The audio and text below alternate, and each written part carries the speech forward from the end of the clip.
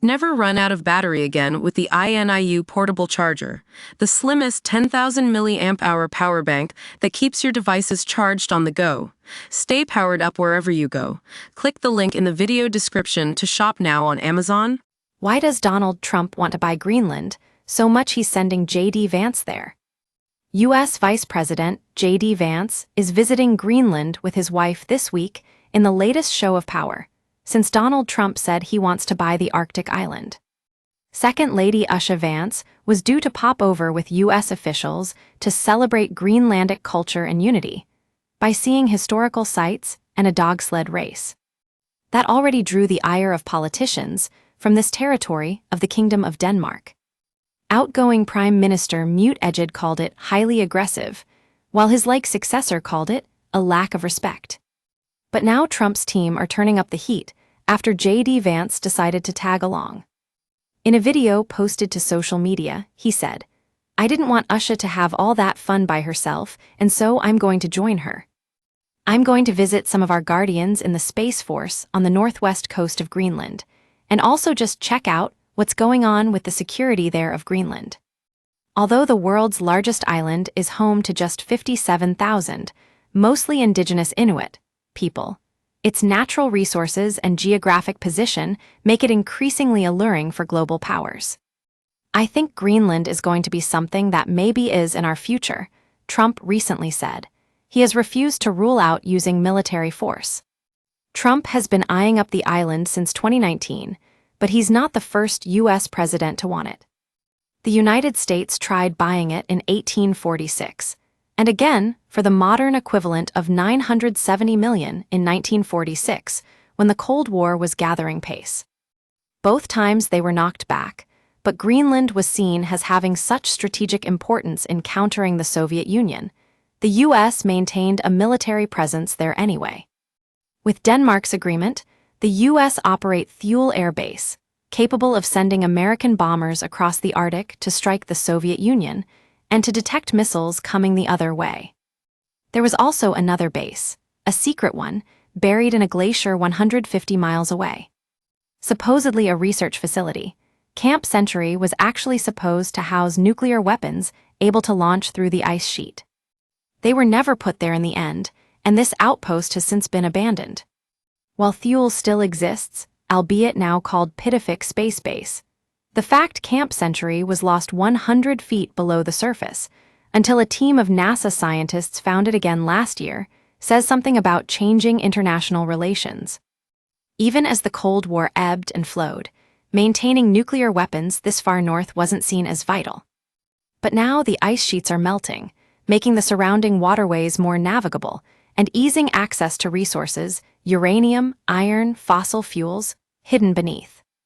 Meanwhile, tensions with Russia are higher than any time since the Cold War, and China, the USA's new main rival, is seeking to invest in Greenland.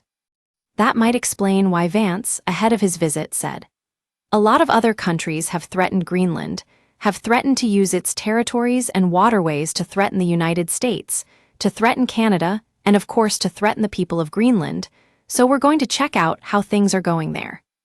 And I say that, speaking for President Trump, we want to reinvigorate the security of the people of Greenland because we think it's important to protecting the security of the entire world. Unfortunately, leaders in both American and in Denmark, I think, ignored Greenland for far too long. That's been bad for Greenland. It's also been bad for the security of the entire world. We think we can take things in a different direction, so I'm going to go check it out. Trump might be insistent about buying Greenland for national security, saying in January, "I think Greenland will be worked out with us. I think we're going to have it, and I think the people want to be with us." But the people of Greenland aren't so keen. Roughly 85% oppose joining the USA, with nearly half seeing Trump's interest as a threat. What is the National Security Advisor doing in Greenland? Prime Minister Mute Ejed said in relation to U.S. National Security Advisor Mike Waltz joining the Vance visit this week. "The only purpose is to demonstrate power over us.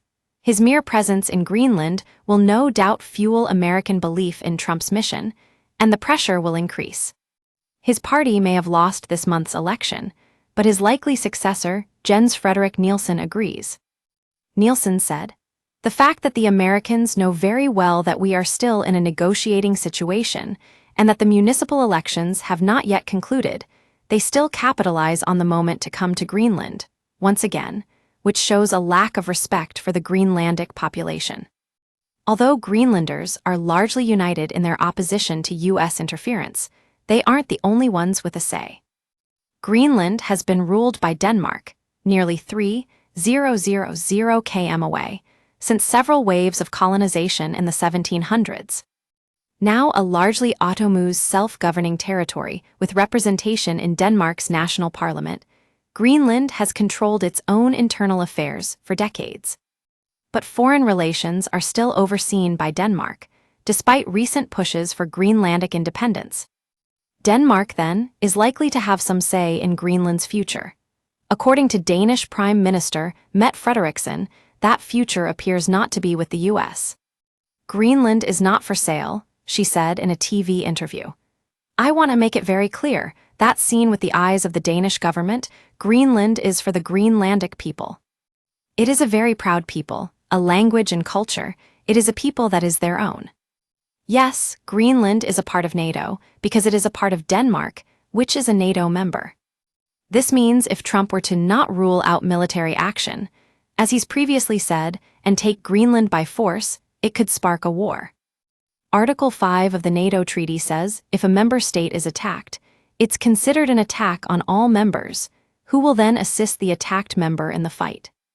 Yes, previously known as Thule Air Base, the U.S.-operated Pitofik Space Base is one of the most remote U.S. military bases and the only one in Greenland. With 150 Air Force and Space Force personnel permanently stationed here, it has radar capable of detecting ballistic missiles almost as soon as they have taken off. Sat on the northwest of Greenland, where temperatures drop below degrees C in winter, the closest settlement is 70 miles away in Qaanaaq, home to no more than 650 people. A Republican congressman introduced legislation that would authorize Trump to enter into negotiations to acquire the autonomous territory of Denmark and rename it based on the U.S. flag. America is back and will soon be bigger than ever with the addition of red, white, and blue land, stated Rep. Buddy Carter, 67, of Georgia. President Trump has correctly identified the purchase of what is now Greenland as a national security priority, and we will proudly welcome its people to join the freest nation to ever exist when our negotiator-in-chief inks this monumental deal. The Red, White, and Blue Land Act of 2025 directs the Secretary of the Interior to oversee that Greenland is renamed in federal documents and maps within 180 days. Any reference in a law, map, regulation, document, paper, or other record of the United States to Greenland shall be deemed to be a reference to 13, Red, White, and Blue Land. The bill must first be studied by a committee before it can go for a vote in the House. It would then go to the Senate. It is being considered by lawmakers, even as Danish Prime Minister Mette Frederiksen has repeatedly said that the Arctic island is not for sale. Get in touch with our news team by emailing us at webnews@metro.co.uk. For more stories like this, check our news page. More, Putin flexes muscles in missile test hours after Black Sea ceasefire agreement.